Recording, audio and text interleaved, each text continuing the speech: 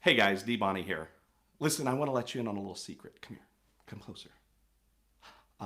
Listen, your vote in this election doesn't count. Let me tell you a little story to explain what I mean. A little over a year ago, Megan and I were in Northern California in San Francisco, and we had a little rental car, a convertible Mustang, and we wanted to make it up to the top of Mount Tam. And so, if you've ever been there, you know that going up the side of this mountain, the roads are about this wide. And so, on one side, you have the mountain going up, but on the other side, you have this drop off to certain death. And so, here we are, we're in the car, we're driving up, and Megan's a very calm passenger. But this situation was a little bit different because she was nervous. And we realized that as we're going along, like, it was just my driving skill, which isn't that great, that was keeping us on the road and keeping us from going off the side. And so here I am, hands 10 and 2, driving along, taking my time. People were passing me. I'm going like 20 miles an hour. I'm terrified. I hate heights. So if you've known me at all, you know that that's my fear. And so I've got my watch on airplane mode so I can't get any text and I'm not distracted. And nothing mattered all around us except for me getting that vehicle to our destination safely. We didn't care who the president was. We didn't care who the governor of California was. We didn't care who was running all the other countries in the world. What was important to us at that time was taking care of keeping ourselves on the road. And I think this election is not any different. 4 years from now, the person that occupies the White House will not have significantly impacted your marriage. He will not have affected your relationship with your kids. He probably will not have significantly affected your vocation. But we get worked up. You're on this side, I'm on this side, we're fighting. You're stupid, I'm stupid. But at the end of the day, what really matters is for you and me to keep our hands on the steering wheel to govern our own little kingdom that surrounds us. And we do that based on making good decisions in the moment. Miles Monroe said it this way. He said that our life is the sum total of all the decisions that we make. And those decisions are determined by our priorities. Now, if you've listened for me for more than 15 minutes in any of my videos, you know that I believe that you are the problem in your marriage, but you are also the solution. But I want to take it a step further today. Because I feel like that we've got people all around us. You probably know some of them. They're so caught up in what's going on in this political divide. All of their energy is focused on recirculating sound bites. And really, if you step back and look, you're like, dude, if you spend as much time, half as much time, fixing your relationship with your wife, or spending more time with your children, or putting more effort into your passions, if we all did that, the world would be a better place. Am I right? So today, I don't want to talk just about how your decisions determine the future of your marriage, but I want to drill back one step further. I want to talk about how the choice that we make for who governs those decisions is really what's going to impact us 4 years from now, 10 years from now, 30 years from now. It's going to impact our children too.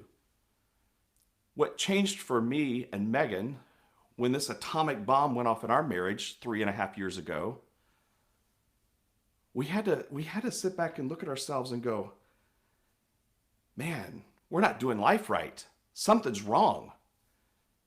And so for us, we had to surrender to God. Now, before you turn this off because your worldview doesn't match my worldview and the way you see God is different than the way I see God, let me just say this. I believe that the principles that are covered in what I call that user manual, that Bible that he gave us, I believe those principles are so true to humankind that if you follow those, even if you don't believe in the God that I believe in, I think it's going to make everything around you better. And so I don't normally in these videos, I don't come to you preaching on a Tuesday, but I think it's important because to me, that's where the hope is for you and for me. We gotta figure this out. I think that so many times we just get caught up in this idea of religion being this thing that tells everybody how wrong they are. That religion's why wars break out. And I'll give you that. But I don't think that my life changed because of a religion. I think it changed because of a relationship. I think it changed because I had to find myself in a position where I was so beat down by life, by my own bad decisions. I surrendered. So what's that look like? Well, I already said that I think that the Bible's a user manual. And I believe that in that there are truths, and you may have heard them wrong.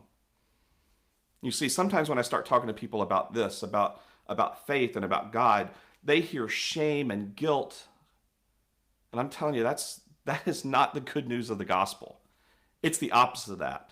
And so I want to talk about three things that I believe happen when you, especially if you and your spouse, you really just kind of let go of your own will in your life and you start doing things differently.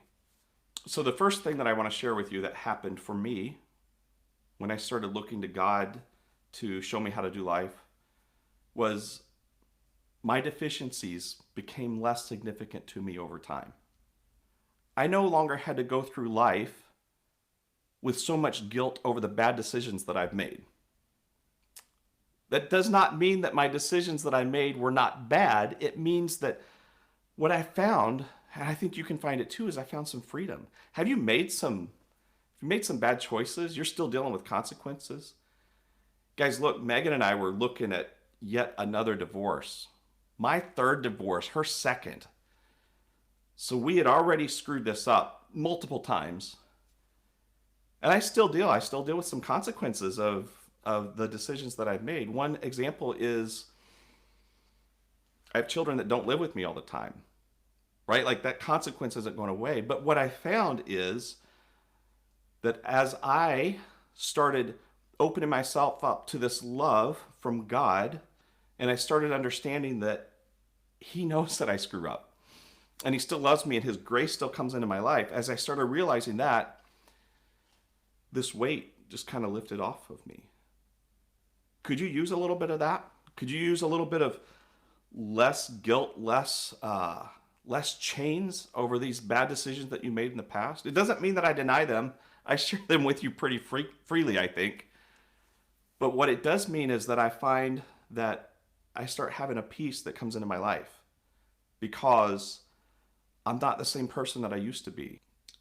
As an example, 2 Corinthians 5:17 says that I'm a new creature. And I'm telling you this because I've lived it. It's not just something that sounds nice to throw around, but I actually can look at my life now and the decisions that I made before, and I can realize that like I'm not that same person anymore. I've grown and changed. I live by a different set of rules now. Rules that I wish that I had realized all along, and I'm sure someplace deep inside me, they were there, but I ignored them. So that's the first thing, is my deficiencies, they weigh me down less. They become less significant as I go through life. The second thing that happened for us whenever we really sat back and started reading that user manual that God gave us is we learned to love the right way. You see, as we were able to start seeing how screwed up our thinking is sometimes and how we go about life wrong and we make bad decisions, it allowed us to look at other people with love and grace. Grace that I wasn't willing to give them before when I was pretending like I was always right. I was pretending like I made really good decisions. And then when I started surrendering my will to His will, I actually realized, man, I screw this up, and so do all these people around me. So then all of a sudden, my love for you, my love for my wife, my love for my children, it became not dependent upon my feelings. It became a decision, an action, so that I would choose in the moment, even when you didn't seem deserving of it because of how you were behaving, I would choose in the moment to value you. I would no longer decide based on how I felt about you, whether I liked you or not. I would no longer decide to devalue you. And you see, to me, that's the That's part of the beauty of this gospel that these Christians talk about, right? So A, no longer am I enslaved to the old way that I used to be, but B, I can get along with you a lot better now. Even when I don't like you, I still come at you with love and kindness and understanding and grace and forgiveness. Do you see how this starts changing the world? A lot more so than that ballot that you cast today. And then the third thing that I think that happens when we really just give up ourselves and trying to always do things how we want in the moment is I think that we start figuring out what true north is. I think we start really seeing what truth is. And I don't know, maybe you and your spouse have had issues where you want one thing and he wants the other, and you can't really ever seem to agree, and you don't even know who's right because what's to say you're more right than I am? But man, what Megan and I found was that suddenly we have a foundation that everything's based on. So if she's going sideways or I'm going sideways, we can come together and go, wait, it's not about what you think is right. It's not what I think is right. It's about what he says we should do in this situation. Whether that's, where we're going to go or what we're going to see or who we're going to hang out with, how we're going to treat one another, right? We have this knowledge of what's true. So back to the example of driving up Mount Tam. I can't imagine driving up the side of that mountain and there were no guardrails and there was dense fog so that we couldn't see. But I feel like that so many of us, myself included, we've gone through life blinded. Like we don't know where we're going. We're just hoping to get there safely. And is it any wonder that so many of us, we fall off the edge of the cliff? So listen, here's the thing. Wherever you are in your marriage, if you guys are really awesome and you're still lovey-dovey and smoochy-smoochy and everything's amazing, this decision to start doing life differently, it will still bless you. And if you guys are on the way to the courthouse to sign the divorce papers, this will help you. You see, this brings things into focus so that we know where out of bounds is. We know that we have guardrails, we have protection, we are able to stay on the right path. For me and Megan, everything did change when we realized that Psalms 119, 105 was true. Your word is a lamp to my feet and a light to my path.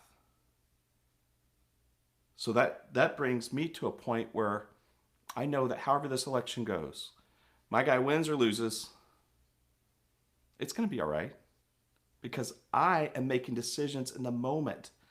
And these cumulative decisions is what's going to determine what my life looks like 4 years from now. Not the guy in the Oval Office. That's going to affect me a little bit. Little nudges here and there.